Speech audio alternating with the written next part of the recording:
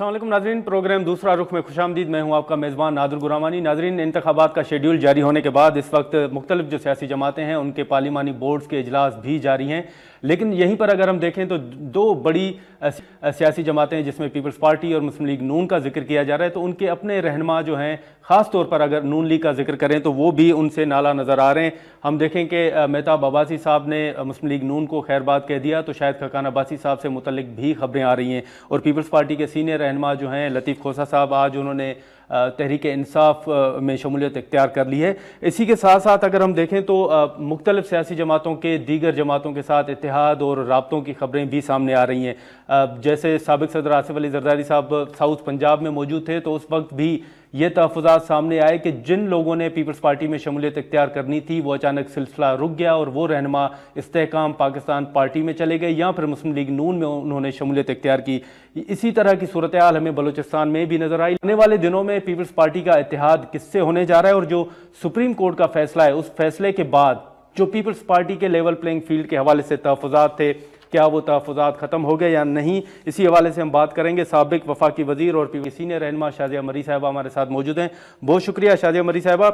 इस वक्त जो सुप्रीम कोर्ट का फैसला है, अगर हम देखें तो सुप्रीम कोर्ट ने तो इस बात को यकीनी बनाया है कि 8 फरवरी को इलेक्शन हो, लेकिन अगर हम पीपल्स पार्टी के तहफ़्फ़ुज़ात की बात करें तो आपके तहफ़्फ़ुज़ात तो इलेक्शन डेट के अलावा लेवल प्लेइंग फील्ड के थे, तो आप समझती हैं कि वो तहफ़्फ़ुज़ात अब पीपल्स पार्टी के दूर हो गए हैं? शुक्रिया नादिर साहब, मैं आपकी शुक्रगुजार हूँ, आपने प्रोग्राम में शामिल किया। आपने जो सवाल किया है इलेक्शन के हवाले से, बिल्कुल ये बात दुरुस्त है कि पाकिस्तान पीपल्स पार्टी एक अरसे से मुल्क में आम इंतखाबात की डेट के हवाले से मुंतज़िर थी। हमारे जो कंसर्न्स थे हम वो रजिस्टर करा रहे थे। पाकिस्तान का माजी कुछ अच्छा नहीं रहा, हमारा ट्रैक रिकॉर्ड इलेक्शन के हवाले से। जब इलेक्टेड हुकूमतें ख़त्म होती हैं, अपनी मुद्दत तो पूरी करना हमने कम ही देखा है, लेकिन अब एक सिलसिला चला है, तो अल्लाह करे ये हमेशा इसी तरीके से रहे, जमहूरियत इसी तरह मजबूत होती है। लेकिन कभी असेंबलियों का टूटना, कभी असेंबलियों की मुद्दत ख़त्म होने के बाद इलेक्शंस का ना होना, क़यास आराइयां होना, इलेक्शन डिले करना, तो ये इस मुल्क का एक ट्रैक रिकॉर्ड है, बड़ा मतलब एक अफसोसनाक ट्रैक रिकॉर्ड है। इसको सामने रखते हुए हमने बार बार आम इंतखाबात की डेट की डिमांड की। हमारे चेयरमैन जनाब बिलावल भुट्टो जरदारी साहब आपको सरगर्म नजर आए और मुस्तकिल हमारी डिमांड के नतीजे में इलेक्शन की डेट तो 8 फरवरी आई। हमने उस पर भी उसे वेलकम किया, लेकिन साथ ही साथ बिलावल साहब ने ये बात भी कही कि अच्छा होता कि इसमें आला अदलिया इंटरवीन ना करती और इलेक्शन कमीशन ऑफ पाकिस्तान, जो कि हमारे लिए बड़ा काबिल एहतराम आईनी इदारा है, वो अपनी ऑटोनॉमी, अपनी इंडिपेंडेंस को एक्सरसाइज करते हुए ये डेट खुद अनाउंस करता। उसके बाद आ जाता है स्केड्यूल का मसला। अब अगर आप स्केड्यूल को देखें तो वो भी इलेक्शन से 54 डेज पहले अनाउंस होना होता है। तो पाकिस्तान पीपल्स पार्टी की कोई ख्वाहिश नहीं है, कोई जाती से हमारा कोई अपना कोई फायदा नहीं है। इस मुल्क में इलेक्शन अगर 8 फरवरी को कराने तो 54 डेज पहले कानूनी तौर पर उसके स्केड्यूल की पूरी वो जो कैलेंडर है वो आना होता है, क्योंकि हमें 54 डेज पूरे करने होते हैं stage wise to get to 8 फरवरी। तो वो नहीं आ रहा था। बिलावल साहब तो बार बार उसकी भी डिमांड कर रहे थे, इलेक्शन की डेट और स्केड्यूल की वो साथ साथ भी डिमांड करते रहे। डेट के बाद हमने कहा चले डिलिमिटेशन का प्रोसेस खत्म कर लिया इलेक्शन कमीशन, तो स्केड्यूल आ जाएगा। फिर स्केड्यूल नहीं आया। इसकी भी अनाउंसमेंट हमें ऑनरेबल सुप्रीम कोर्ट की इंटरवेंशन की बात मिली, लेकिन चले अच्छी बात है, हमने इसको भी वेलकम किया है। हमने, आप जानते हैं कि कल पाकिस्तान पीपल्स पार्टी के चेयरमैन ने एक हमारी जो पाकिस्तान लेवल की एक कोर कमेटी है, तमाम जो सूबाई सदूर हैं और अहम ओहदेदारान हैं, हम बैठे हैं, उसमें हमने स्केड्यूल जो अनाउंस हुआ है उसके बाद एक मीटिंग कॉल की है बिलावल साहब ने। उसमें कई चीजें डिस्कस हुई हैं और हम वो वाहिद जमात हैं जिन्होंने स्केड्यूल की अनाउंसमेंट के फौरन बाद इस तरह की मीटिंग कॉल की है। तो हम इतने सीरियस हैं कि इस मुल्क में इलेक्शन की तरफ जाया जाए, जमहूरियत को मजबूत किया जाए। अब ये फैसला हुआ है कि 27 दिसंबर जो कि शहीद मोहतरमा बेनज़ीर भुट्टो साहिबा की शहादत की बरसी है, उस दिन हम ऑफिशियली अपनी इलेक्शन की कैंपेन को अनाउंस करेंगे, उसका आगाज करेंगे। यूं तो हम इलेक्शन मोड में हैं, इलेक्शन के हवाले से जो भी अवामी कॉन्टैक्ट है, अवामी राब्ते हैं, वो हमारे जारी हैं। बिलावल साहब हर सूबे में, हर जिले में नहीं, लेकिन शाज़िया साहिबा, माजरत आपकी बात काट रहा हूँ, लेकिन जो आपके लेवल प्लेइंग फील्ड के हवाले से तहफ़्फ़ुज़ात थे, आप समझते हैं कि वो खत्म हो गए या अभी भी आपके तहफ़्फ़ुज़ात बरकरार हैं? ये जी बिल्कुल, ये एक दूसरा सवाल है। اور لیول پلینگ فیلڈ کی ڈیمانڈ ہم آج بھی کر رہے ہیں. دیکھیں اگر آپ نے فری فیئر ٹرانسپیرنٹ یہ جو لفظ ہے نا بہت امپورٹنٹ ہے, پاکستان کے آئین میں بھی موجود ہے. پاکستان کے آئین میں بھی الیکشن کمیشن آف پاکستان کا جہاں یہ رول ہے کہ وہ کنڈکٹ کرائیں گے الیکشن, ان کی ذمہ داری ہوگی پاکستان میں, تو وہ free fair transparent elections conduct کرائیں گے, جسٹ الیکشنز کنڈکٹ کرائیں گے. تو یہ جسٹ الیکشنز, یہ فیئر الیکشنز, اس کا جو پری ریکوزٹ ہے وہ ہے لیول پلینگ فیلڈ. مطلب اگر آپ اور میں آمنے سامنے ہیں اور آپ کو جو ہے وہ کوئی بینیفٹ ہے تو پھر تو مقابلہ نہیں ہوا نا جی. مقابلہ تو ہوتا ہے. تو شازیہ صاحبہ یہی ایک الیکشن کمیشن کے سامنے ایک درخواست دائر ہوئی ہے جس میں وزیر اعظم کو بھی نوٹس جاری ہوا ہے. تو شازیہ صاحبہ الیکشن کمیشن کے سامنے ایک درخواست دائر ہوئی ہے جس میں یہ کہا گیا ہے کہ فواد حسن فواد اور احد چیمہ صاحب کو جو ہے وہ ہٹایا جائے. اس پر نگران وزیر اعظم کو بھی نوٹس جاری ہوا ہے. 19 دسمبر کو سماعت ہوگی. پیپلز پارٹی سمجھتی ہے کہ انتخابات سے قبل فواد حسن فواد صاحب اور احد چیمہ صاحب کو ان عہدوں سے ہٹایا جائے. دیکھیں کسی کا بھی تعلق اگر کسی بھی سیاسی جماعت سے ہے اور اتنا کوئی گہرا تعلق ہے, خواہ وہ پیپلز پارٹی سے منسلک ہے, کسی اور جماعت سے منسلک ہے, اور وہ وفاقی کابینہ میں اہم عہدے پر اس وقت موجود ہے, تو یقیناً یہ ایک بہت بڑا کانفلکٹ ہے جس کو ہم درگزر نہیں کر سکتے. ہم تو بار بار یہ کہہ رہے ہیں الیکشن کمیشن آف پاکستان کو کہ پلیز آپ دیکھیے, لیول پلینگ فیلڈ دیجئے, اس ملک میں فری فیئر ٹرانسپیرنٹ الیکشنز کے لیے فضا قائم کیجئے, یہ آپ کی ذمہ داری ہے. اب جب یہ نہیں ہوتا, بڑی بدقسمتی سے یہ جب نہیں ہوتا, تو پھر کوئی نہ کوئی عدالت کا دروازہ کھٹکھٹاتا ہے جو کہ اصولی طور پر درست نہیں ہے. یہ آئیڈیل سچویشن نہیں ہے. الیکشن کمیشن آف پاکستان ہی وہ ادارہ ہے جس کے دروازے پہ ہمیں کھڑا ہونا چاہیے, اور پیپلز پارٹی بار بار ان کے دروازے پہ جاتی ہے اور ان سے عدل کا مطالبہ کرتی ہے, ان سے انصاف. تو کیا یہ کہا جائے کہ ان وزراء کے خلاف آپ بھی الیکشن کمیشن سے رجوع کریں گے؟ دیکھیں اول تو میرا خیال ہے ہمیں کسی کے خلاف کسی بھی ادارے سے رجوع کرنے کی ضرورت نہیں ہے. ادارے کو خود یہ چیزیں دیکھنے کی ضرورت ہے. کیا یہ ہمیں نہیں پتا کہ کون کس جماعت سے منسلک ہے یا کس کی وفاداریاں کس جماعت سے ہیں اور وہ اس وقت کس پوزیشن آف اتھارٹی میں بیٹھا ہے؟ کیا اگر یہ نادر گورامانی کو پتا ہے تو کیا یہ الیکشن کمیشن آف پاکستان کو نہیں پتا؟ تو میرا یہ خیال ہے کہ یہ بہت ایک عجیب و غریب بات ہے کہ آپ کو کسی کی نشاندہی کی ضرورت ہے. یہ چیزیں ادارے کو انڈیپینڈنٹلی اپنی اٹونومی ایکسرسائز کرتے ہوئے کرنا چاہیے. لیکن شازیہ صاحبہ اسی کے ساتھ ساتھ بتائیے گا کہ اب یہ بھی کہا جا رہا ہے کہ زرداری صاحب جو ہیں وہ آنے والے دنوں میں تربت جا رہے ہیں. سرفراز بگٹی صاحب کے جو وزارت داخلہ کا قلمدان تھا وہ چھوڑنے کے بعد یہ بھی خبریں آ رہی ہیں کہ شاید وہ پیپلز پارٹی میں شمولیت اختیار کرنے جا رہے ہیں. تو آپ ان خبروں کی کوئی تصدیق یا تردید کریں گی؟ دیکھیں الیکشن کا ماحول ہے اور صدر آصف علی زرداری صاحب جو ہیں وہ ریکنسیلیشن کی پالیسی پہ چلتے ہیں. وہ ایک ایسی پالیسی پہ چلتے ہیں جس کی اس ملک کو اشد ضرورت ہے. اس ملک کے اندر جو ایک میں کیا کہوں کہ نااہل یا نالائق ایک وقت کے وزیر اعظم نے جس طرح کی تقسیم پیدا کی, جس طرح کی نفرت پیدا کی, جس طرح کا انتشار پیدا کیا, اس کے بعد تو خاص طور پہ اس ملک کی جو تمام سٹیک ہولڈرز ہیں ان کو مل بیٹھ کر اس ملک کی ترقی اور تعمیر کے لیے سوچنے کی ضرورت ہے. اس میں جو بھی اپنا حصہ ڈالے گا اور پیپلز پارٹی کے پلیٹ فارم پہ آنا چاہے گا تو ہم اسے ویلکم کریں گے. اور سرفراز بھی ان کا بھی ایک سیاسی ایکسپیرینس ہے, اور اگر وہ انتخاب کریں گے پاکستان پیپلز پارٹی کا تو ہمارے دروازے تو کسی کے لیے بند نہیں ہیں. لیکن شازیہ صاحبہ یہاں پر نا ایک آپ پیپلز پارٹی کے اوپر تنقید بھی ہو رہی ہے کہ بلاول صاحب جو ہیں وہ جلسوں میں کھڑے ہو کر لاڈلا میاں صاحب کو کہہ رہے ہیں, لیکن زرداری صاحب کہہ رہے ہیں کہ نہیں ان کا مطلب جو ہے وہ عمران خان ہے. تو آپ بتائیں گی کہ یہ تضاد کیوں ہے بیانات میں, یا پھر آپ کی نظر میں اصل لاڈلا کون ہے؟ دیکھیں تضاد کوئی نہیں ہے. بلاول بھٹو زرداری صاحب کہتے ہیں کہ پہلے ایک لاڈلے کو ہم نے بھگتا ہے, اس لاڈلے نے عمران نیازی نے اس ملک کا جو نقصان کیا ہے وہ پچھلے 70 برسوں میں نہیں ہوا. پی ٹی آئی حکومت جب کے پی میں تھی تو وہاں پر بھی احتساب کے نام پر ڈھونگ رچایا گیا. وہاں پر بھی جس قسم کی کرپشن ہوئی ہے وہ ریکارڈ کی کرپشن ہے. آپ مائنز اینڈ منرلز دیکھ لیں, آپ مالم جبہ دیکھ لیں, آپ ان کے رنگ روڈ پروجیکٹس دیکھ لیں, جو بھی آپ اٹھا کے دیکھ لیں, یہ آدمی کرپشن کرتا رہا اور کرپشن کے اوپر لوگوں کو درس دیتا رہا, ان کو بھاشن یا لیکچر دیتا رہا. تو میں لیکن ساتھ ہی ساتھ وہ جس بدتمیزی اور بد کلامی سے سیاسی سٹیک ہولڈر سے مخاطب ہوتا رہا, یہ ایک ایسا کلچر ہے جس کے ہم متحمل نہیں ہو سکتے. پاکستان میں نون لیگ آپ ابھی بھی سمجھتی ہیں کہ میاں صاحب جو ہیں وہ لاڈلے ہیں؟ جی جی, اور جہاں تک آپ ابھی بھی سمجھتی ہیں دیکھیں وہ اس کو لاڈلا بنا کر کیا پولیٹیکل سپورٹ تھی عمران نیازی کی, جس طریقے سے اس کو تشتری میں پیش کیا گیا سب کچھ, اس کے لیے راہ ہموار کی گئی, اس کو ہینڈ پکڈ وزیر اعظم, سلیکٹڈ وزیر اعظم بنایا گیا. ہمیں لگ رہا ہے کہ اگر کسی اور کو اس طرح آپ نہیں سمجھتے, آپ سمجھتے ہیں کہ ابھی بھی میاں صاحب جو ہیں وہ لاڈلے ہیں شازیہ صاحبہ کو نقصان ہوگا. جی, تو آپ سمجھتے ہیں کہ ابھی بھی پیپلز پارٹی اس موقع پر قائم ہے کہ میاں صاحب جو ہیں وہ لاڈلے ہیں, یا جو زرداری صاحب کہہ رہے ہیں وہ بات درست ہے؟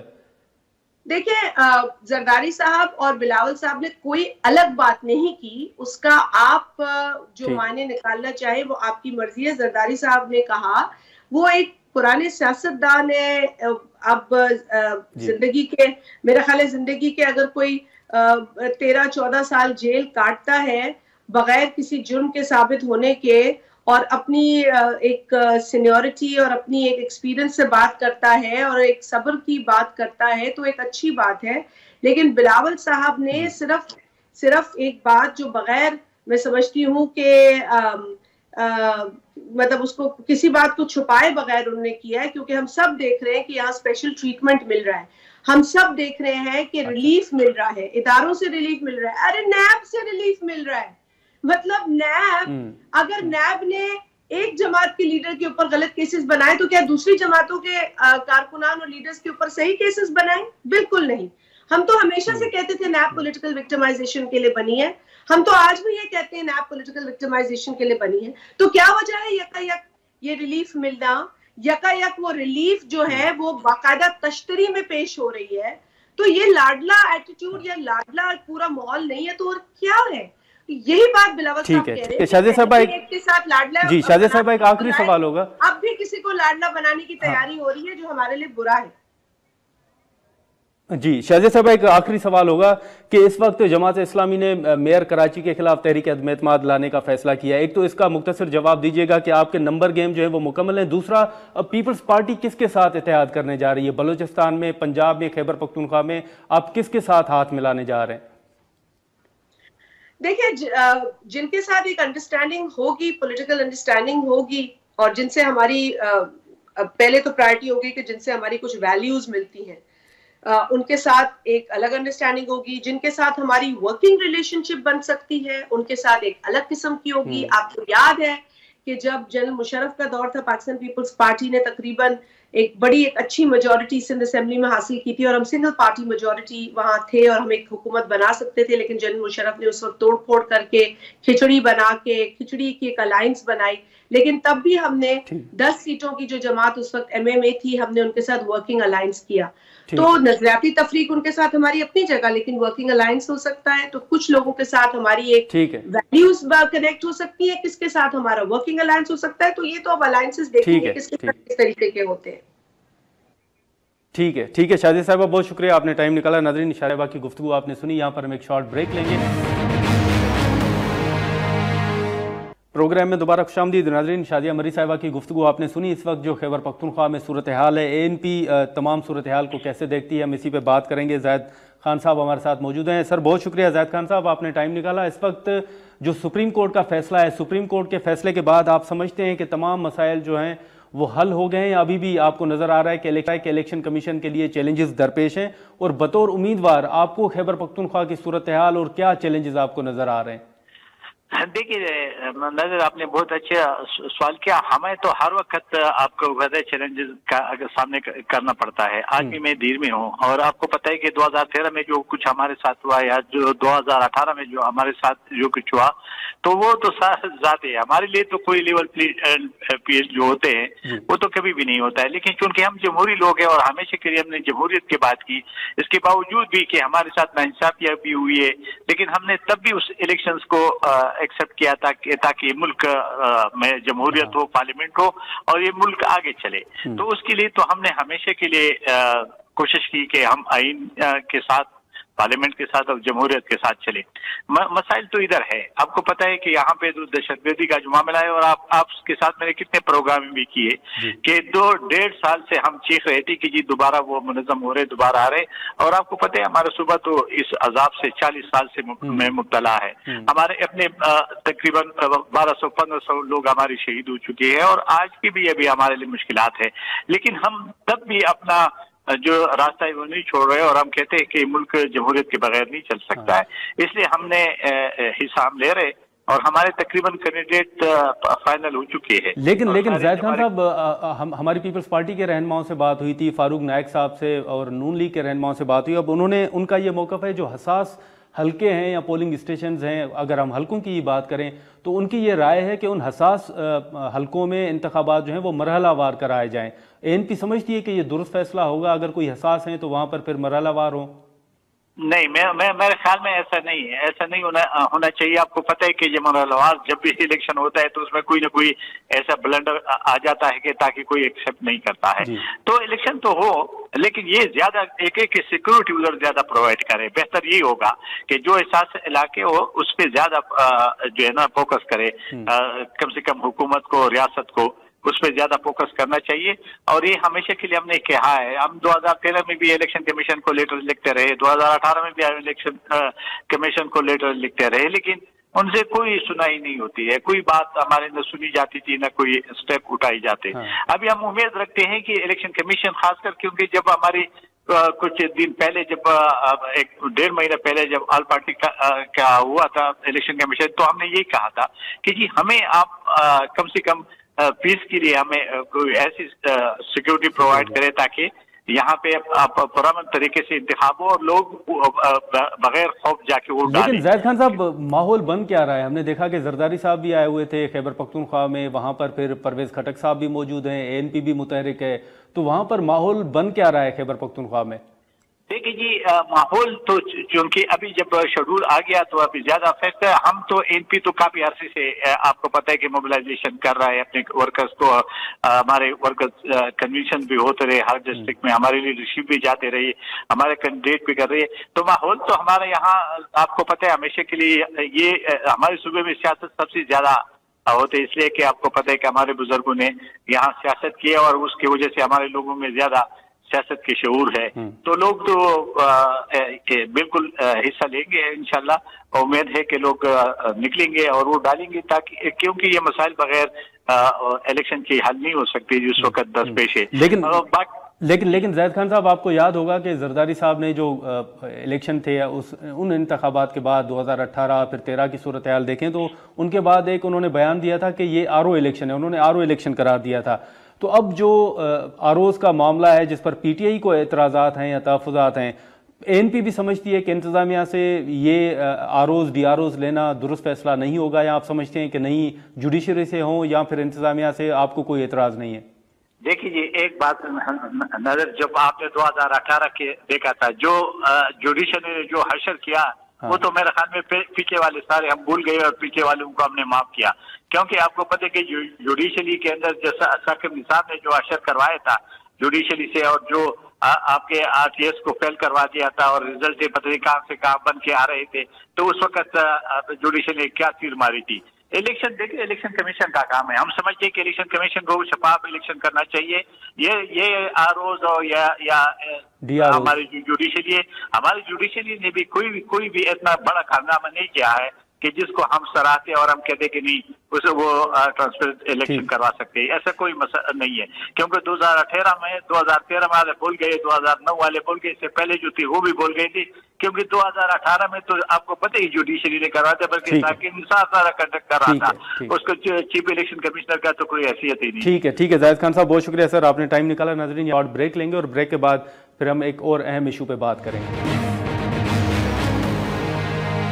प्रोग्राम में दोबारा खुशामदीद। नाज़रीन, शाजिया मरी साहिबा और जाहिद खान साहब की गुफ्तगू आपने सुनी। इस वक्त अगर हम बात करें तो मुल्क में इंतखाबात जो हैं वो करीब आते ही सियासी जमातें मुतहरिक नज़र आ रही हैं। अवाम को अपने मंशूर के ज़रिए मसाइल के हल करने और नौजवानों को रोज़गार और सहूलियात की फराहमी समेत मुख्तलिफ वादे किए जा रहे हैं। लेकिन यहाँ पर ये सवालात उठाए जा रहे हैं कि सियासी जमातों के मंशूर में कहीं भी बढ़ती आबादी के तालीम समेत मुख्तलिफ शोबों पर पड़ने वाले असरात से निमटने का जिक्र कहीं नज़र नहीं आ रहा। पाकिस्तान में नौजवान आबादी की शरह जो है वो 65% है, जो यकीनन एक बड़ी तादाद है, जिससे फ़ायदा उठाकर मुल्क की तकदीर जो है वो बदली जा सकती है। लेकिन नौजवान नस्ल को वसाइल की कमी और दीगर जो मसाइल हैं उनका सामना है। नौजवान आबादी वाले ममालिक में हमारा शुमार 5 बड़े ममालिक में होता है। 30 बरस से कम उम्र अफराद 65%, जबकि 15 से 29 बरस की उम्र की जो तादाद है वो 15% है।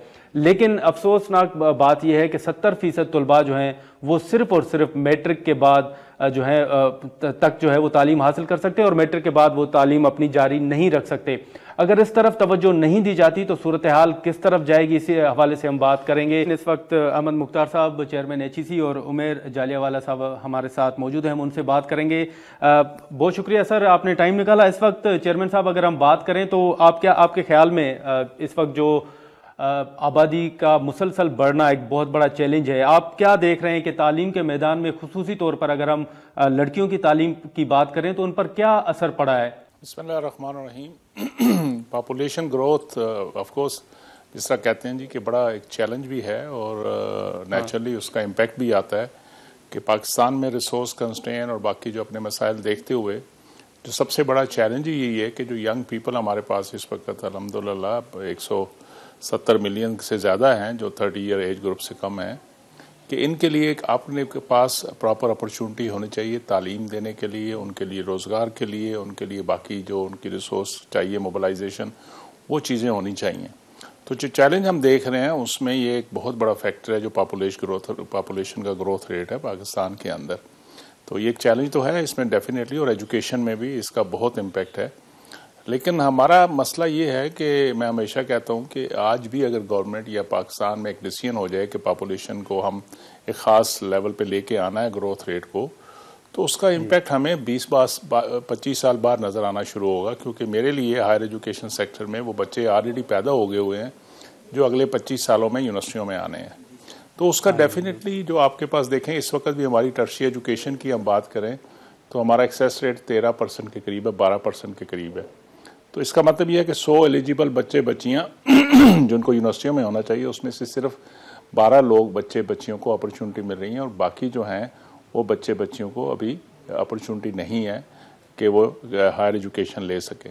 तो ये एक चैलेंज तो बिल्कुल है, इसको एड्रेस करना चाहिए, बिल्कुल करना चाहिए। तो उमर साहब, अगर आपकी तरफ हम आएँ, आप बताएं कि इस वक्त जो मुसलसल आबादी का बढ़ना है जिसका जिक्र तो होता रहता है, हमने देखा कि पार्लिमान के अंदर और बाहर भी, तो ये जो एक मामला है आप क्या समझते हैं कि सेहत समेत अगर हम ख़ास तौर पर तालीम की बात करें तो तालीम पर क्या असरात आपकी नज़र में मुरतब हुए हैं? जी, बहुत डायरेक्ट ताल्लुक है और ये बहुत ही एक बड़ा हम डिज़ास्टर बिल्ड कर रहे हैं अपने लिए, क्योंकि आप जानते हैं कि पॉपुलेशन ग्रोथ की शरह भी उस तबके में ज़्यादा है जिसमें से वैसे ही तकरीबन 2.25 करोड़ बच्चे स्कूल ही नहीं जाते पाकिस्तान में। तो पॉपुलेशन सिर्फ ग्रो नहीं करती, आप जानते हैं कि पॉपुलेशन सर्टन क्लासेस की ज़्यादा ग्रो करती है, और अनफॉर्चुनेटली पाकिस्तान में उन क्लासेस की ग्रो कर रही है जो कि ऑलरेडी प्राइमरी स्कूलिंग से भी डिनाइड है, उसमें से 2 करोड़ से ज़्यादा बच्चे। और ये स्टेटिस्टिक हम 1 दहाई से अब सुन रहे हैं, और ये सुन रहे हैं कि 2070 तक पाकिस्तान इसको मुकम्मल नहीं कर पाएगा। ये उस आबादी के लिए जो कि ऑलरेडी पैदा हो गई है, तो जो मजीद पैदा होने आप तसव्वुर कर सकते हैं। हायर एजुकेशन तक जाएं तो लड़कियां तो मुसलसल ड्रॉप आउट होती रहती हैं, सेकेंडरी में बहुत बड़ा परसेंटेज, उसके बाद आप जानते हैं, और फिर 12% आपका ग्रेजुएट करता है जिसकी भी सलाहियत स्किल्स पे बहुत बड़े बड़े सवाल आते हैं। वो खुद अपनी तालीम को इज्जत नहीं देता और यूनिवर्सिटी नहीं जाना चाहता। आज के डिजिटल दौर के अंदर तो पाकिस्तान ने इफेक्टिवली एक एजुकेशन क्राइसिस को कब किया हुआ है, और इसकी हमें रिजल्ट नज़र आ रहा है कि 50% से ज़्यादा लोग गुर्बत की सतह से नीचे हैं इस मुल्क में। سمجھ نہیں آ رہا نوجوانوں کو کہ وہ کریں کیا, کہاں جائیں, اپنی صلاحیتیں کہاں دکھائیں. اور مزید ایک آخری بات یہ کہ اور زیادہ آج کے ڈیجیٹل دور میں کچھ لوگوں نے یہ بھی کہنا شروع کر دیا کہ تعلیم کی ضرورت ہی نہیں ہے. تو ہم آلریڈی ایک کنسٹرینٹ آبادی جو کہ ایجوکیشن کی اویئرنیس نہیں رکھتی, نہ اسکلز رکھتی ہے, اس کو مزید یہ مائنڈ سیٹ دے رہے ہیں کہ اب اس کی ضرورت بھی نہیں ہے.